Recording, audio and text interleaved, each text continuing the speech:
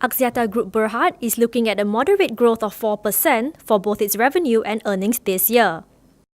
The 4% projected growth in the earnings before interest, tax, depreciation and amortization, or EBITDA, is a reversal from last year's negative growth. It will, to a large extent, come from cost efficiency after the group has centralized its procurements last year. To a large extent because of our efficiency. Because if you look at it, the good thing about this industry is heavy capex. So as you have more volume, your cost per byte, cost per minute, cost per SMS becomes cheaper and cheaper, right? So as that's one aspect, right? The second aspect is, we kind of mentioned about LCN, RCN. It's a technique of minimizing costs for the same deployment. So that it helps in capex reduction, but also in OPEX reduction.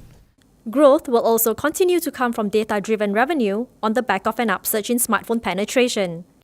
Axiata is allocating 4.8 billion ringgit in capital expenditure this year, which is among its highest ever. The capex will predominantly be for data and data-related investments, which include the setting up of more base stations, fiber optics, as well as upgrading its core network in most countries. We are determined to be very aggressive in the respective markets. Data is so important. We're going to lead in data, including LTE. So Malaysia, for example, we're going to really blast our LTE coverage big time. Data coverage in general, big time. We are looking at LTE in other countries too. Axiata's data grew 31.5% last year and currently accounts for 25% of group revenue. On the local front, Celcom's data revenue grew 24% and now contributes 22% of total revenue, up from 17% in 2013. On the local outlook for the industry as a whole, Jamaluddin says voice revenue will experience a single-digit negative growth, while SMS will see a double-digit negative growth. Data, meanwhile, is expected to see 30 to 50% growth. The overall net effect for the industry, he says, will be a low single-digit growth and at best, mid-single-digit.